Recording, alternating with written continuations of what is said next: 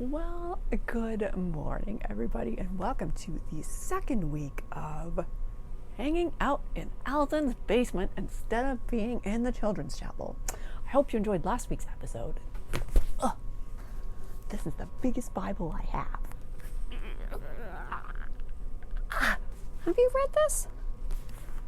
Did you want to read it right now?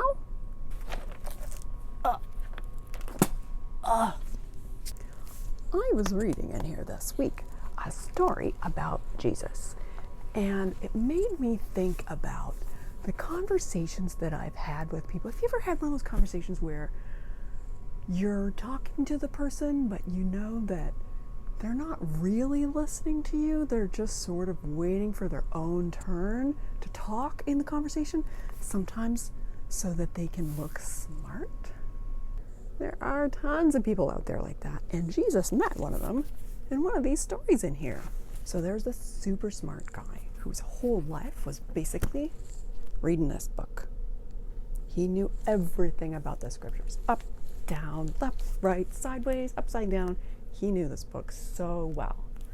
So one day he decides to ask Jesus what he must do in order to inherit eternal life.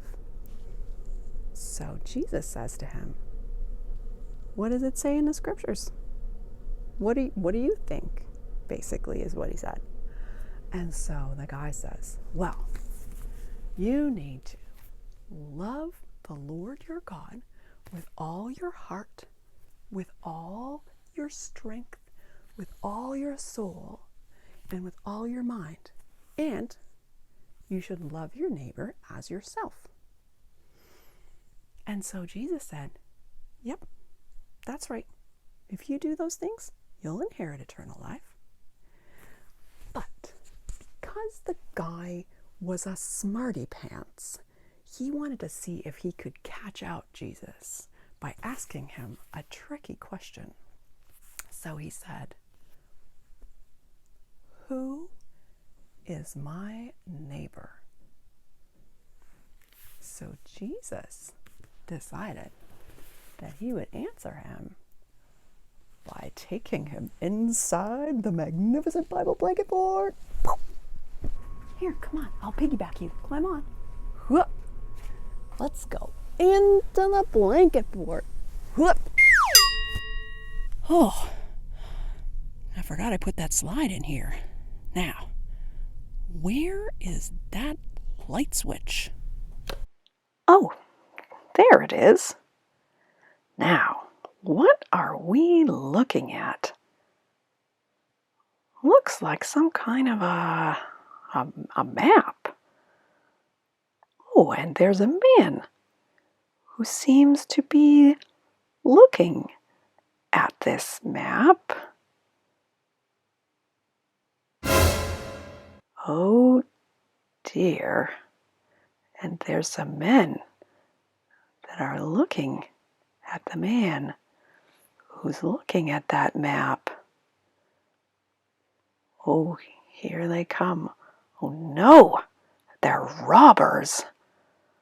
They're beating up that poor man. Oh dear, they took all his money and left him there, all crumpled up and hurt. But here comes someone else. He looks like a very important temple official. Maybe he will help the man.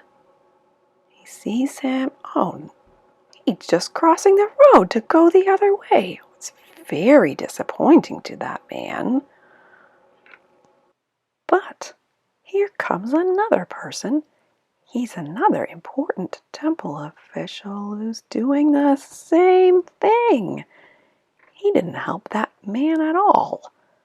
That was two people that walked right by him. Here comes a third person, a stranger, a Samaritan even from another land. He's checking on the man to see if he's going to be okay. Hang on, I'll be right back, he says. And he's come back with some special healing wine for the man's wounds. And now he's got some special oil to pour on the man's wounds.